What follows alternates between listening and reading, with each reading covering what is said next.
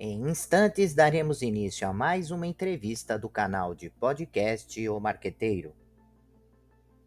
Você pode acompanhar também esta entrevista pelas principais plataformas de podcast. Seja bem-vindo, seja bem-vinda. Você está no canal de podcast O Marqueteiro. O tema é a importância da estruturação do clube, a gestão de marketing e a formação de uma equipe competitiva no voleibol.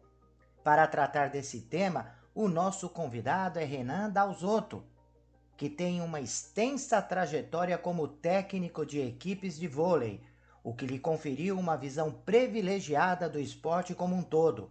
Seu conhecimento de gestão esportiva é vasto e ele é uma referência do setor, tendo conduzido equipes como o Suzano e o CIMED de Florianópolis a títulos importantes. Sua gestão como técnico da seleção brasileira masculina de vôlei é elogiada por especialistas e é um fator importante para o sucesso da equipe. Olá, bem-vindo, Renan, ao nosso canal de podcast O Marqueteiro para falar sobre o marketing esportivo aplicado ao voleibol, ao mercado do voleibol brasileiro. É uma honra ter você aqui conosco, trazendo essa experiência, primeiro como atleta, né? Uma carreira vitoriosa como atleta, né? Quem não lembra dos Jogos Olímpicos de Los Angeles em 1984, né? O Campeonato Mundial de 82, isso como atleta, né? Depois como técnico também, uma carreira super vitoriosa, trazendo títulos importantes, e também como gestor, né, Renan? Porque você administrou aí a CIMED lá de Florianópolis, também Suzano, né? São clubes importantes do voleibol brasileiro, então a sua experiência é inquestionável nessa área e nós estamos muito felizes com a sua presença aqui no canal. Ok. Primeiro, obrigado pelo convite, professor. Dizer que é uma honra enorme. Minha vida toda foi esporte, desde os 11 anos de idade, né? Comecei garotinho lá em Porto Alegre, na escola, jogando voleibol. Então, minha vida toda foram todos os momentos mais importantes dentro das quadras, né? Dentro das quadras, dentro de projetos, aqui no Brasil, fora do Brasil. Então, quando eu tenho que falar de voleibol, eu me sinto muito confortável, porque eu fui atleta lá atrás, amador, quando o voleibol ainda era uma modalidade que estava ganhando um espaço em nível nacional e internacional. Depois, atleta de clubes importantes no Brasil, no Rio de Janeiro e São Paulo. Depois, atleta de seleção brasileira, como atleta na Itália durante 5 anos. Depois, treinador, gestor esportivo. Trabalhei na Confederação de Vôlei como diretor de marketing também, durante o período. Então, assim, eu fico muito à vontade em falar do cenário do voleibol brasileiro e um pouco do esporte como um todo. Eu tive uma experiência também no futebol durante 2 anos. Então, assim, eu adoro, eu gosto, apesar da minha essência ser a quadra, né, a parte técnica, mas eu curto muito esse desafio do marketing esportivo, essa gestão do dia a dia de um projeto esportivo.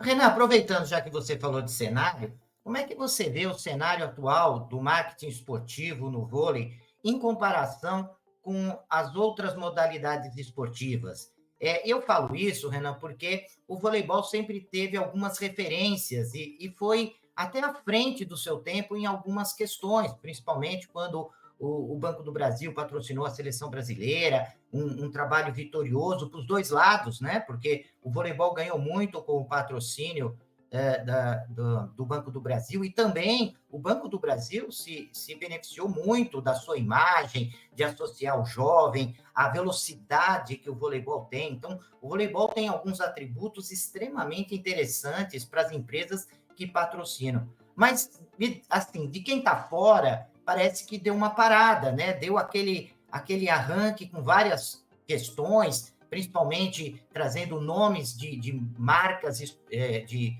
empresas para patrocinar, para colocar a marca dos clubes, né? E isso foi revolucionário, mas me parece, para quem está de fora, que deu essa parada. Você vê assim também, ou você que está ali no dia a dia percebe que ainda continua evoluindo, não só comparando com outras modalidades esportivas, mas também comparando com outros países? Claro, excelente pergunta.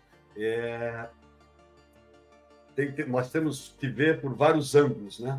O voleibol, quando comecei a praticar em Porto Alegre, no Colégio Inácio Montanha, era paixão, só paixão. Eu adorava jogar voleibol e fui convocado para a seleção brasileira pela primeira vez em 76, eu tinha 16 anos de idade, e o voleibol não era profissionalizado. Ou seja, nós tínhamos que estar muito atento ao nosso futuro, porque ninguém poderia imaginar que um dia se poderia viver, né, como profissão do voleibol. Não só como atleta, eu digo em tudo que circunda, né, esse movimento do esporte, seja como atleta, treinador, preparador físico, supervisor, gerente, enfim, né, comentarista, palestrante. Nós temos uma gama de opções que envolvem o esporte sensacional, sensacional, né? Só que na época era extremamente amador. E na época eu fazia já a faculdade de arquitetura, então eu tinha uma dificuldade muito grande, porque morava em Porto Alegre, os treinamentos eram no Rio, perdia muita aula, sabe? Não existia ainda o ensino à distância, né? Então, assim, era uma dificuldade muito grande. Acabou que eu fiz 2 anos de arquitetura, mudei para engenharia civil no Rio de Janeiro, depois para educação física, onde eu pude dar um pouco mais de continuidade, até me capacitar para me tornar e tirar o CREF. Quando aconteceram os primeiros Jogos Olímpicos, que eu participei em Moscou, em 1980, o voleibol ali ainda era extremamente amador aqui no Brasil. Eu lembro que a campeã olímpica era a Polônia, que foi campeã em Montreal em 76. E nós estávamos jogando contra a Polônia, e obviamente eu era reserva, eu, Montanaro, Amauri, enfim, uma garotada que depois se tornou Xandó, né? E depois se tornaram uma geração, né? Eu lembro que nós estávamos perdendo de 2-0, aí o nosso técnico, o professor Paulo Russo, mudou o time todo, botou essa garotada para jogar e nós acabamos virando o jogo, vencemos por 3-2. E na arquibancada tinham 2 pessoas muito importantes. Uma delas era o presidente da Confederação de Vôlei, Carlos Arthur Nussmann. Na época ele era presidente e depois se tornou presidente do Comitê Olímpico Brasileiro. E um outro personagem muito importante para a história do voleibol e para o esporte nacional, que foi o Antônio Carlos de Almeida Braga, o Braguinha. Na época era o presidente da Atlântica Boa Vista, depois se associou ao Bradesco. Foi quando ele se empolgou com aquela vitória, naquele momento, em 1980, e comentou com o presidente Nussmann, falou, olha, eu quero ter um time de voleibol com essa garotada aí. Chegando no Brasil, eles foram a Brasília, eles tiveram até que mudar a lei para o esporte olímpico, poder receber marcas esportivas. Foi a primeira vez, então, que o voleibol começou a se profissionalizar. Eu acho que a primeira carteira de trabalho que o voleibol teve foi ali com a Atlântica Boa Vista, depois veio a Pirelli, enfim, o Minas também se profissionalizando, outras equipes importantes, mas tudo começou ali, naquele movimento, e como você falou, né, um ano depois nós já estávamos sendo campeão de mundialito, vice-campeão mundial em 82 na Argentina, 83 campeão pan-americano. Em 83 mesmo, fizemos um jogo fantástico no Maracanã contra a União Soviética, na época era o bloco da União Soviética, com 96 mil pagantes, até hoje está no Guinness Book como o jogo olímpico com o maior número de público. Depois, uma medalha de prata nos Jogos Olímpicos de Los Angeles. O Banco do Brasil, ele veio para ser parceiro do voleibol brasileiro em 93, se eu não me engano, e ele está desde então, né? Na época que eu estava como diretor de marketing da Confederação Brasileira de Voleibol, eu tive a oportunidade de assistir uma palestra do diretor de marketing do Banco do Brasil, e ele dizia que eles optaram pelo voleibol porque eles tinham um propósito muito claro, que era rejuvenescer a marca do banco, dos clientes do Banco do Brasil. E o voleibol é um esporte jovem, assim como tem tantos outros esportes, cada um com o seu perfil. É isso que a gente precisa entender muito bem, né? Onde está o nosso investidor? Aonde está o patrocinador? Quem é? Né? Quem tem esse perfil com a cara da minha modalidade? O que eu posso oferecer para ele? Qual pode ser o meu diferencial como projeto esportivo para uma marca que gostaria de entrar no esporte. Então, o voleibol do Brasil, o Banco do Brasil é um case impressionante de marketing esportivo no Brasil, porque certamente é um dos mais longínquos, mais longos da história do esporte do Brasil, e é um parceiro muito importante, né, para todas as conquistas que o voleibol teve já há mais de 40 anos, que vem tendo em Jogos Olímpicos, Mundiais, enfim, inclusive na base, na praia. Então, ele é muito importante quanto isso, quanto à renovação do voleibol brasileiro, porque ele patrocina o voleibol como um todo. Então, isso é muito bacana. Temos tantas outras empresas, né, também que já passaram pelo nosso voleibol, que estão também há muito tempo, mas o Banco do Brasil, ele é a cara do voleibol brasileiro. É uma coisa impressionante, assim, a conexão que existe entre o voleibol e o Banco do Brasil. Ainda mais porque ainda hoje, né, eu quando faço pesquisa do marketing esportivo e pergunto sobre marcas patrocinadoras e tudo mais, ainda as pessoas lembram e falam, não, voleibol, Banco do Brasil, ainda tem essa ligação muito forte, as pessoas lembram muito bem dessas questões relacionadas ao voleibol, aos jogos, e mesmo que em determinadas épocas o Banco do Brasil não esteja patrocinando mais, ainda se manteve presente na memória, ainda as pessoas ainda diziam, mesmo sendo de outros patrocínios, ainda diziam que era o Banco do Brasil a empresa patrocinadora. Isso é muito forte, né? Essa ligação de vitórias, de conquistas com marcas, né? O futebol acontece isso. Ainda eu entrevisto hoje em dia pessoas que dizem que a Parmalat é o patrocinador do Palmeiras, porque tem essa memória afetiva, né? Muito ligada. Mas a questão, Renan, que eu queria ainda explorar contigo de lá para cá, dessa época para cá, tem acontecido coisas diferentes, né, no que diz respeito ao marketing esportivo? Eu acho o vôlei fantástico, porque o vôlei já há algum tempo tem não só os atletas masculinos, né, mas também tem o futebol, o voleibol feminino, que também é extremamente representativo. E você tocou no vôlei de praia, também masculino e feminino. O futebol agora que está trazendo o futebol feminino, né? E o vôlei já tinha essa força do futebol, do voleibol masculino e feminino. E o que tem de novo acontecendo no marketing esportivo do voleibol? Eu tive a oportunidade de trabalhar em alguns projetos como gestor esportivo, captando investidores, patrocinadores, e eu sinto que o marketing esportivo vem mudando muito, muito, a forma conceitual dele, né? Eu olho para trás, eu lembro que muitas vezes o patrocínio ele era de uma forma de um binômio, ou seja, eu tenho uma marca, eu tenho um produto, eu vou lá visitar esse patrocinador, ele me dá os recursos e eu dava visibilidade para ele, né? Então essa era a troca que tinha, né? E muitas das vezes ficava muito refém em cima dos resultados. O projeto foi bem, ok. O projeto não foi bem, não, eu vou para outra área, vou investir em outro lugar. E esse é um diferencial com o banco.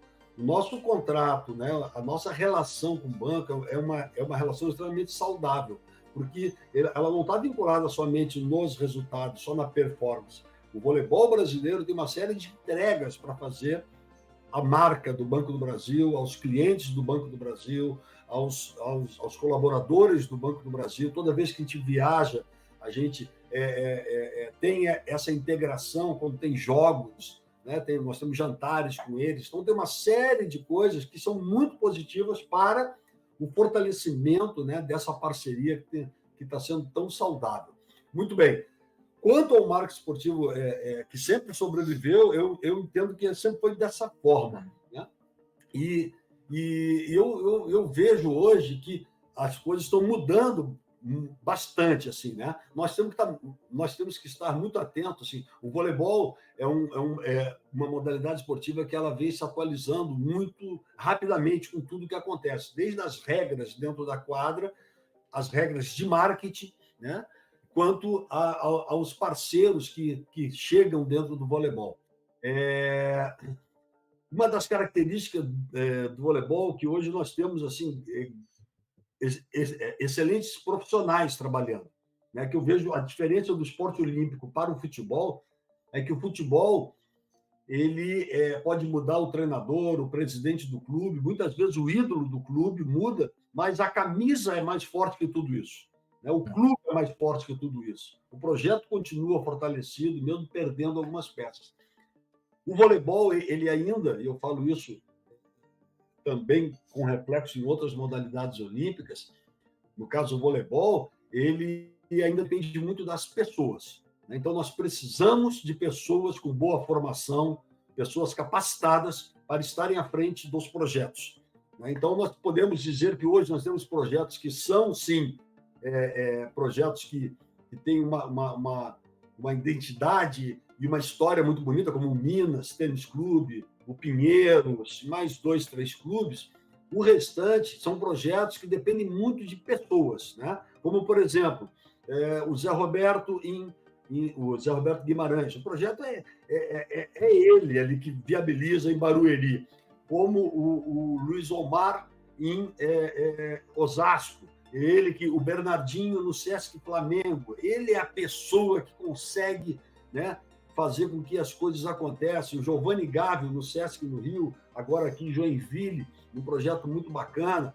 Eu, quando estava aqui à frente da CIMED, até eu me mudar para o Rio, depois do projeto ele acabou, né? Então, nós temos vários exemplos, inclusive da base, de pessoas que são assim, muito resignadas. Não, vou fazer, busca, faça.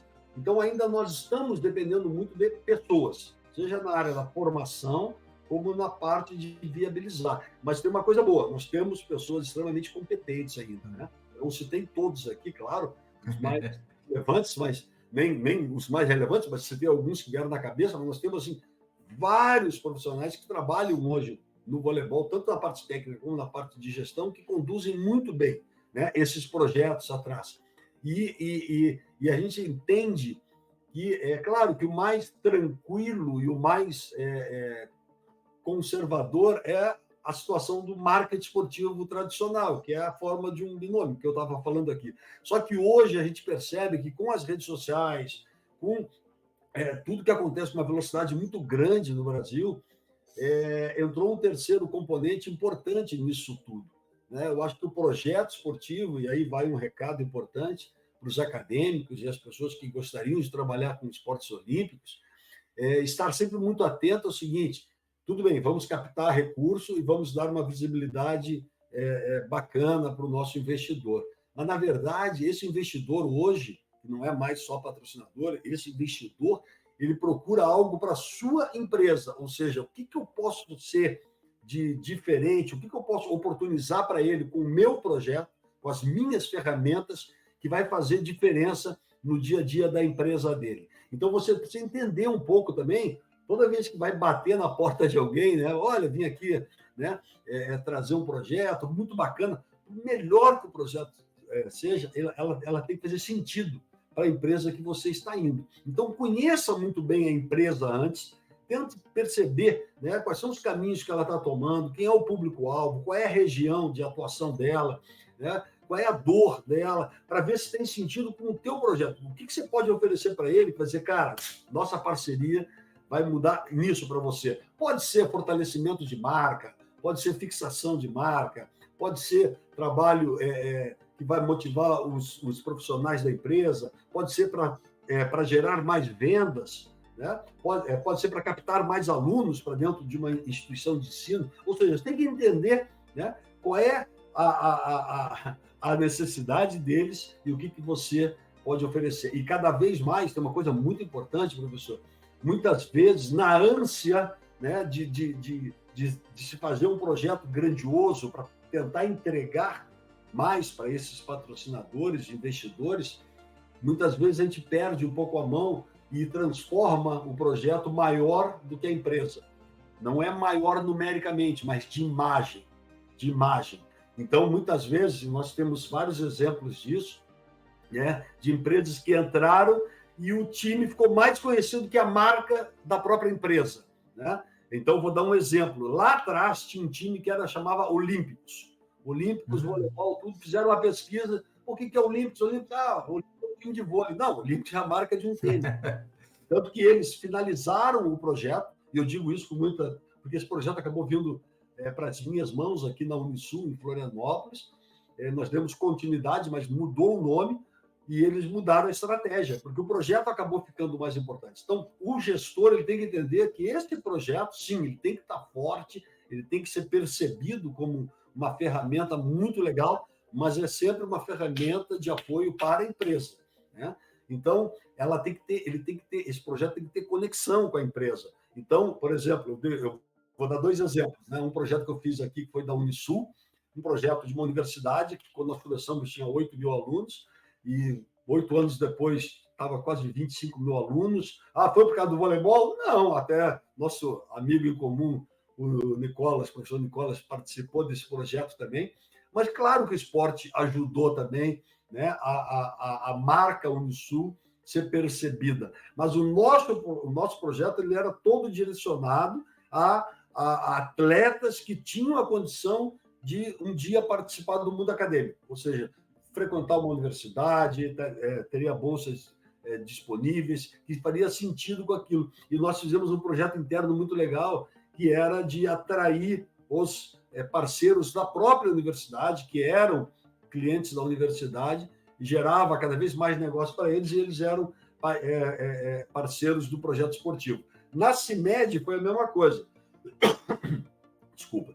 Na CIMED nós fizemos um time saudável, porque é uma empresa de laboratório farmacêutico, mexe com saúde. Então, a primeira coisa aqui, a grande preocupação do nosso do presidente da empresa era o seguinte: Renan, eu preciso ter uma equipe exemplar, fisicamente, moralmente, né, de conduta, tal, e que conheça esse mundo também. Então, todos os anos, nós íamos lá para dentro da CIMED, da empresa, para conhecer todos os produtos que existiam, tal, porque os atletas e comissões técnicas, eles têm que ser uma extensão da empresa.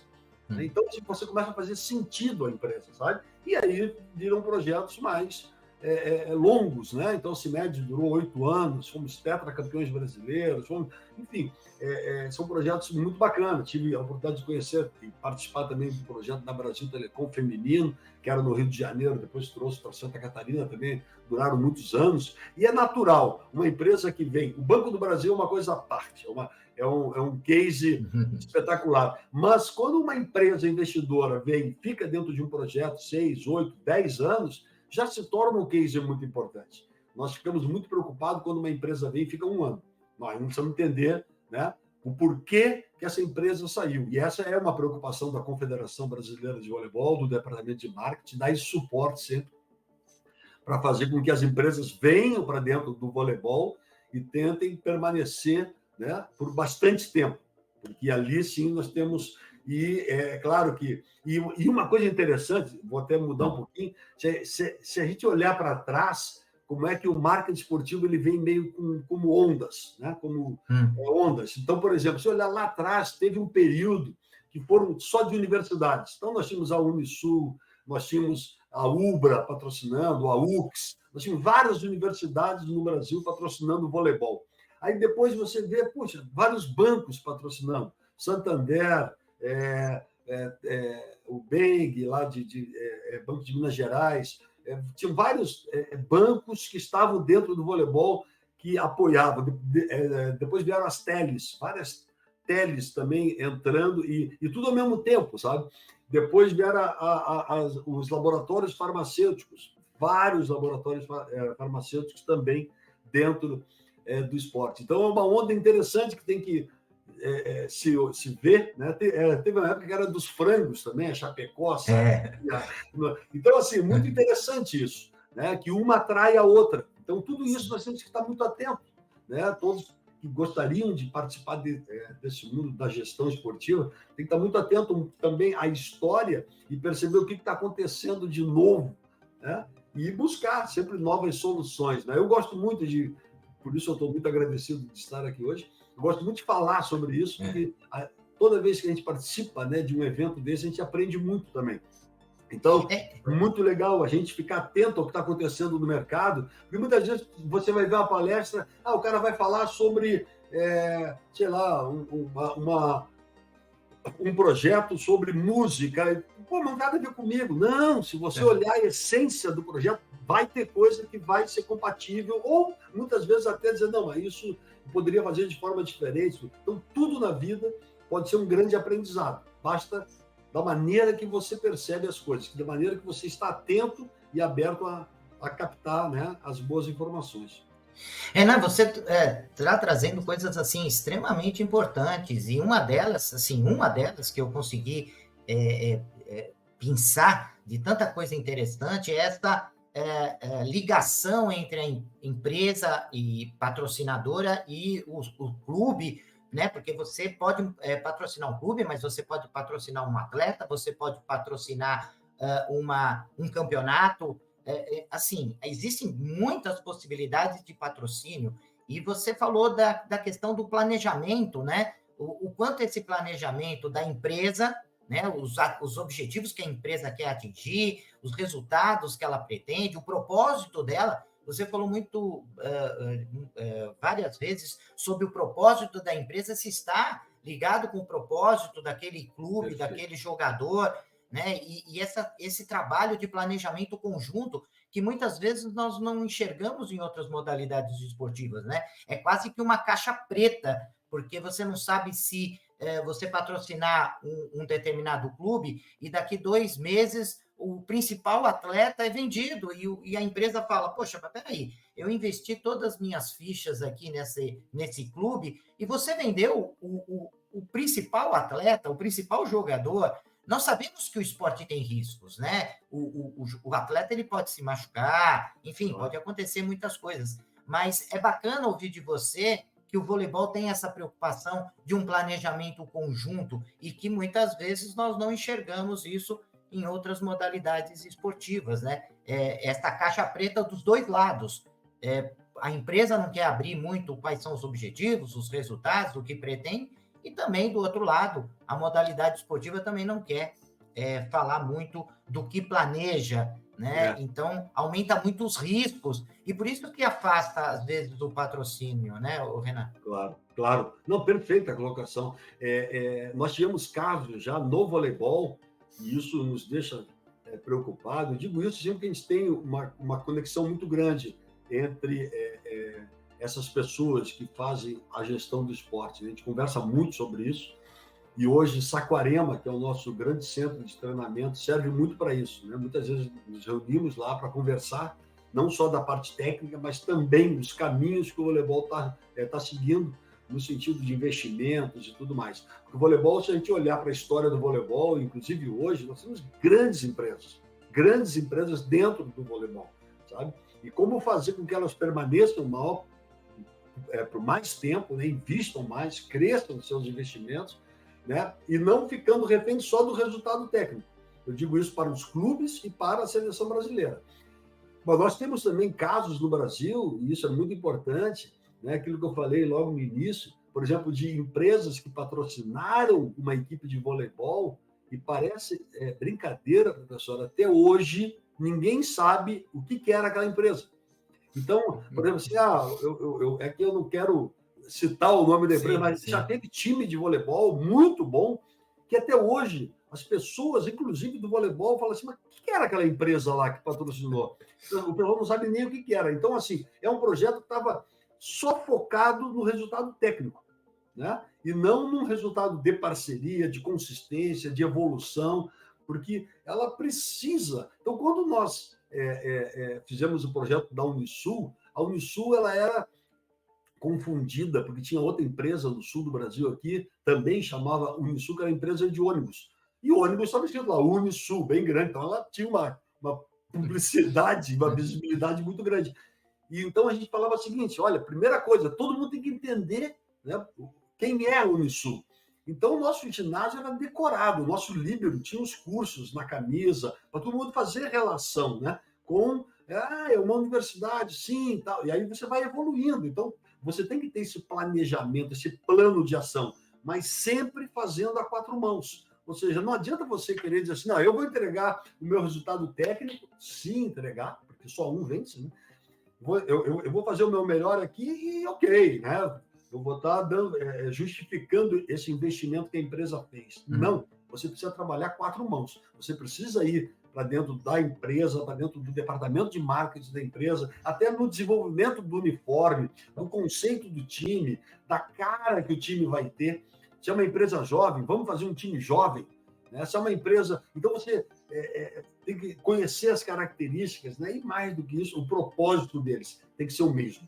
Né? Tem que ser o mesmo. Então, você vê, assim, no vôlei, muitas vezes, a identidade do time com o patrocinador é uma coisa impressionante. Né? Você fala, caramba, parece que esse time aqui existe há 50 anos. Né? Ele tipo assim, a marca da camisa faz parte já do uniforme do cara natural, sabe? Porque existe essa identidade. Né? Quando não existe, nos preocupamos muito. Então, assim, as pessoas os jovens que querem e têm essa expectativa de trabalhar, que é um mercado muito legal, e nós, do esporte como um todo, precisamos disso, né? Pessoas que venham com novas ideias, com uma nova filosofia, né? Com novos padrões também de disposição de marca, de valorização de marca, de como viabilizar tudo isso, transformar um projeto num negócio rentável também para a empresa. Isso é muito importante. Essas pessoas terem essa capacidade, né, de percepção de tudo que está acontecendo e o que o esporte pode fazer de diferente, né, para essas empresas investidoras. Renan, também tem uma questão interessante do vôlei, e isso também acontece com o basquete, que levar a marca cidade se tornar conhecida, né? Porque eu vou muito na cidade de Ourinhos, e lá tem o basquete feminino, e as pessoas começam, gera turismo, gera renda para a cidade, né? Porque começa a associar aquele time àquela cidade e as pessoas querem visitar, e não só quando tem jogos, né? Eu tenho a possibilidade de ver muitas pessoas dizendo: eu estou indo lá para a cidade de Ourinhos porque tem lá o basquete e eu quero conhecer, eu não conheço a cidade. Então, assim, estimula o comércio, não só das empresas patrocinadoras, mas uma visibilidade para a cidade, né? Que é interessante trazer um jogo. Isso os prefeitos e os vereadores, os deputados, o governo tem que ficar de olho, né? Na importância que o esporte tem, que o voleibol tem, né, no sentido de divulgar a cidade. Eu acho que o atletismo faz isso muito bem, né, porque roda a cidade, né, nas corridas de rua, principalmente, e traz visibilidade. Eu vi muitas pessoas dizendo: olha, eu estou querendo ir para São Paulo porque eu quero ir lá aonde tem a São Silvestre e percorrer o caminho da Brigadeiro. E isso é fantástico que o esporte traz, e o voleibol traz também, né, o Renan? Perfeito. Nós aqui, eu trabalhei então na Unisul e na CIMED, né? Depois na Brasil Telecom, no Figueirense Futebol Clube, lá na Confederação de Vôlei, como diretor de marketing e depois diretor de seleções, até 2016, e depois fui seu treinador da seleção a partir de 2017. Mas aqui o nosso foco são parcerias, né? Gestão esportiva, e nossos projetos aqui sempre nós tivemos o apoio tanto da Prefeitura Municipal de Florianópolis como do Governo do Estado.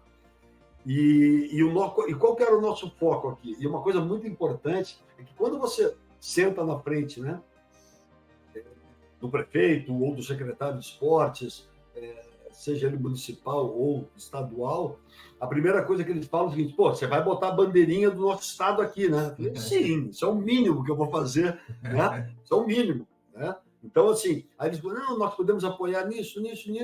Então, eles apoiam em nível de estrutura de projeto, muitas coisas importantes, e apoio muitas vezes até financeiramente.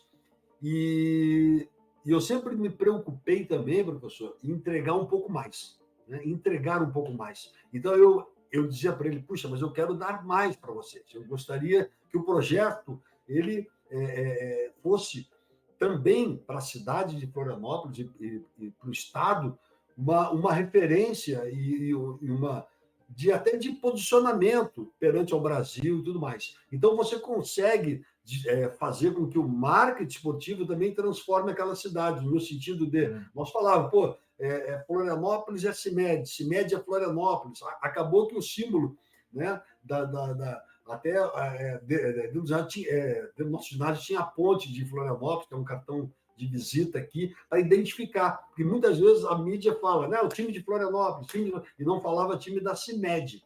Né?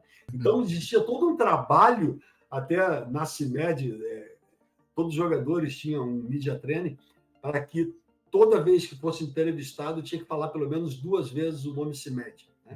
Então, o repórter vinha depois do jogo, pô, parabéns, mais uma vitória de Florianópolis, né? Como é que você acha que foi o jogo?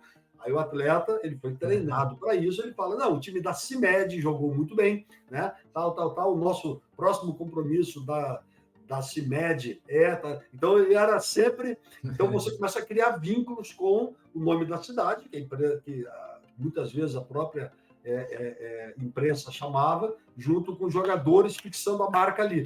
Então, você cria essa associação. Fala num, lembra do outro, fala do outro, lembra de um. Né?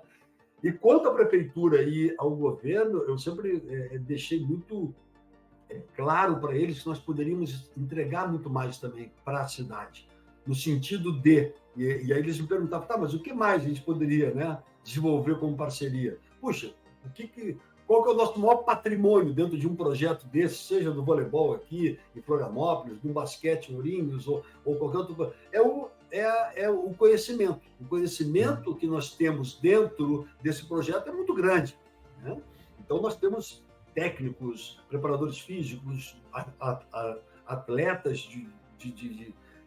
enfim, de uma relevância muito grande, que com certeza poderiam pegar esse conhecimento e transformar em algo muito bacana para distribuir nas escolas, nas universidades, enfim. Né?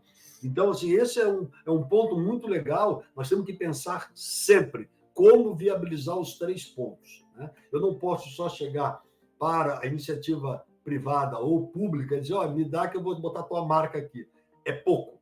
Nós temos, para criar o vínculo, para projeto ser duradouro e ter uma longevidade, nós temos que desenvolver esse 3º ponto, que é o gerador de negócios. Nós temos que gerar negócios. Então, o nosso conhecimento é, sim, um diferencial e tem um valor agregado muito grande. Né? Então, quando você oferece isso, é muito positivo. Né? Então, por exemplo, com a CIMED, eu fico muito confortável de falar isso, porque, além de treinador, eu era um dos gestores do projeto. Nós tínhamos, o time era da própria empresa, né? Tanto que o clube se chamava CIMED Esportes Clube. Nosso projeto ele era todo voltado para as redes de farmácias. Por quê? Porque as redes de farmácias, elas são o grande diferencial para os laboratórios farmacêuticos. Né? A rede de farmácia, nós tínhamos que, toda vez que a gente viajava, nós sabíamos que nós tínhamos que visitar as redes, tirar foto com os gerentes, com os balconistas, né? Convidar os filhos de balconista para ir no ginásio. Nós tínhamos uma relação muito próxima, porque ele é o que vai tratar bem o nosso investidor. Né? A marca CIMED está ali dentro, então eles têm que ter essa afinidade, essa cumplicidade, essa harmonia com a nossa empresa, e o voleibol, o projeto proporcionava isso. Né? Então, assim, nós temos que estar muito atentos sempre ao movimento, né, da onde está posicionada a empresa investidora, para a gente fazer, através do esporte, aí, o diferencial. E, Renan, uma última pergunta. Esse tema é interessante, o voleibol é interessante como esporte, como marketing esportivo, é um case que eu considero fantástico.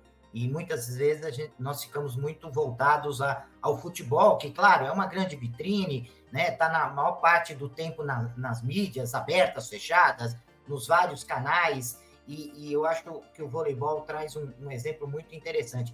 E o segmento, um dos segmentos que o voleibol sempre trabalhou, sempre foi o jovem. E o jovem hoje, Renan, ele está nas redes sociais, ele segue os atletas, né? Tem os fãs dos atletas, segue o clube, a modalidade, o campeonato.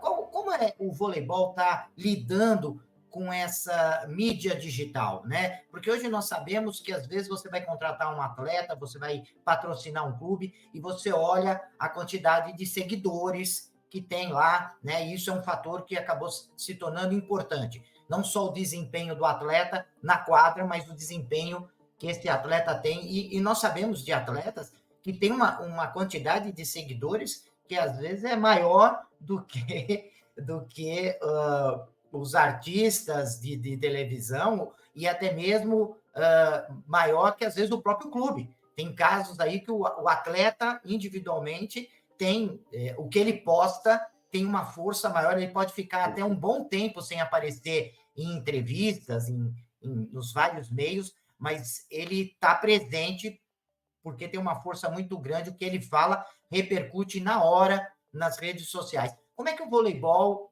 e você, né, como gestor, está lidando com essa onda de mídias digitais, como TikTok, Instagram, enfim, aplicativos e esse arsenal de mídia que o esporte hoje pode utilizar?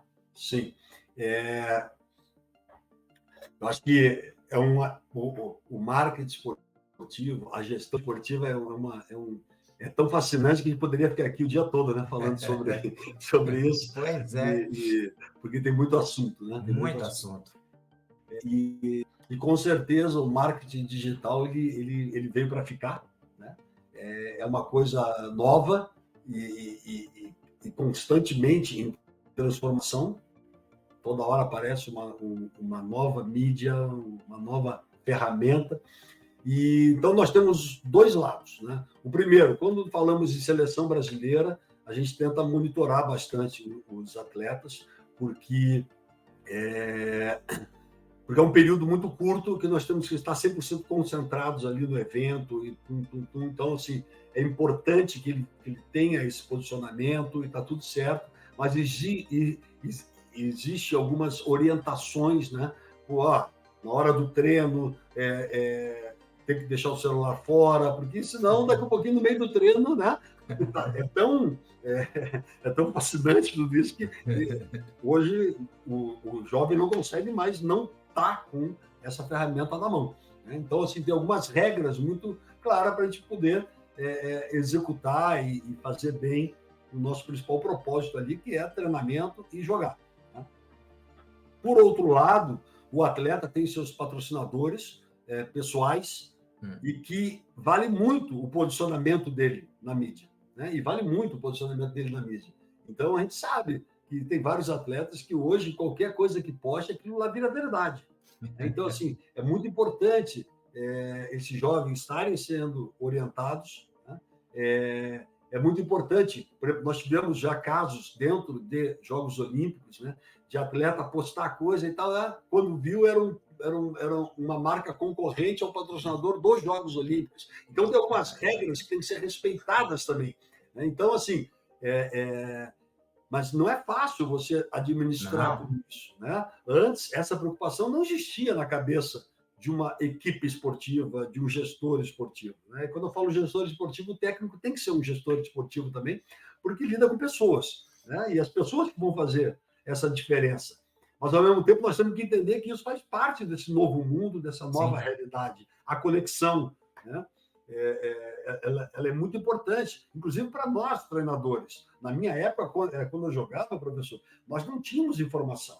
Não existia o celular, a internet não tinha, né? Então, muitas vezes, o que era novidade lá na Ásia, na Europa, nós só sabíamos um ano depois. Hoje, qualquer coisa que aconteça no mundo de novidades do voleibol, eu tenho 10 minutos depois do meu celular, né? Então, assim, a conexão, a informação, a tecnologia, ela está disponível a todos, né? A infraestrutura. Então, por isso que a gente diz, o mundo continua grande territorialmente, mas ele está mais conectado, ele está menor, porque nós estamos muito próximos, né?